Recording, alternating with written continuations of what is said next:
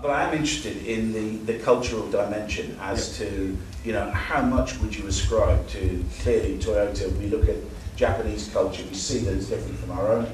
Is there any, you know, difference in cultures that makes well, look, the upside of Toyota, the upside of the Toyota as a reference model is it gives this movement, if you like, a power that no other movement has, until Toyota collapses, if they do. Okay. The downside, of course, is the Japanese context.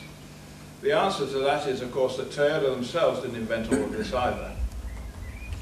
They stole from the insights of early Henry Ford. They stole from insights that go way back to the Venetian Arsenale building ships in the 1400s.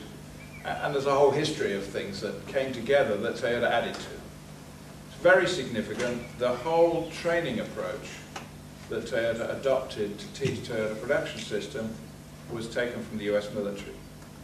In the US military, well, the US government had commissioned a training within industry program to train the people to replace the people who went off to fight during the Second World War, mainly women, to come in and into the armaments factories. And they developed something called training within industry, which was really an absolutely fundamentally brilliant way of training people in a scientific way, that experientially, not theoretically. That was actually the basis of Ono's training program. He added to it and modified it, but it was an American training program, which John Shook discovered when he was then asked to translate the Japanese stuff back into English and was struggling. And they finally, his sensei took him by the hand and took him to the next room and said, "Here!" And there were the original TWI stuff in English. So that's very interesting. So actually the common thread is not the cultural thread. The common thread to the Toyota approach, if you like, they themselves summarize in 2 words. Look at their adverts at the moment. They summarize it in respect for people and continuous improvement. Those are the 2 words they're talking about. The continuous improvement is taking this relentless horizontal approach. The respect for people goes right through the organization, is basically the use of the scientific method. The rigorous scientific method for planning and problem solving, which is embodied in the A3, embodying any big problem, tiny problem, on an A3 sheet, which is basically an articulation of the Plan, Do, Check, Act process. And that is the thought process that they train every single manager in when they first come into Toyota. They are given a problem and given a sensei, teacher, to learn how to think about that problem in the right way. So it's a beginning of a dialogue that is partly to solve the problem, but partly to educate people how to think about the problem in the right way. And John Shook, who was the first Westerner hired at Toyota back in Japan, has written now a book describing the use of the A3 as the essential training tool in Toyota. Whether it's on the shop floor, whether it's designing a value stream, it's the same process.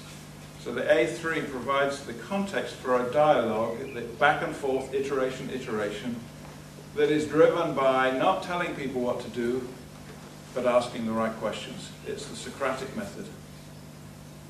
By asking questions to provoke the subordinate to think in a different way about what he's trying to solve. And you go through, what's the problem? What's the current state? What's the analysis of why it's broken? What are all the countermeasures? And a plan for implementing them, and then reflection afterwards. It's the PDCA method. So it's the scientific method that doctors use for analyzing a patient's medical condition that we're using to analyze process problems.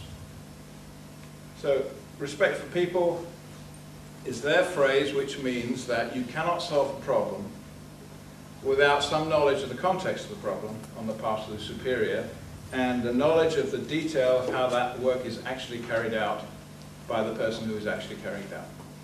So you have to combine the 2 to get a real solution to the problem. That's respecting the people in the process. So we've got to learn not to tell people what to do. That's another kind of quite fundamental.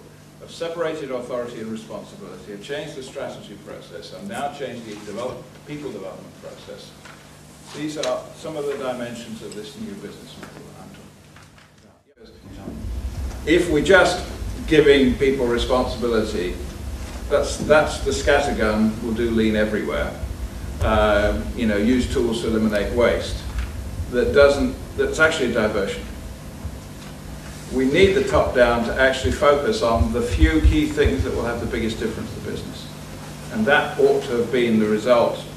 What you're saying this is a problem the business wants tackled ought to be the result of a policy deployment process that comes out of this strategy process. Yes, we the experts, need to facilitate, to draw out, to connect, to build the understanding. So all of the things we learned back in 92, 93, when we started the Unipark University with John Neal at Unipark. It was all about basically breaking down the knowledge into bite-sized chunks, identifying who in the company had the knowledge, if not developing that knowledge, and then teaching them how to teach it in bite-sized chunks, and then making it available, building an intranet of projects so that anybody solving anything could find that next piece of knowledge very quickly and who's got that knowledge and who could help them. So it enhances the strength of a group just doing it out of their own resources. It gives them enormous connection to the thousands of other projects that have been done elsewhere, so that they learn what they need to know in the morning and do it in the afternoon. So you close that loop of learning and doing, because it's the doing that changes people's perception and the light bulb goes on.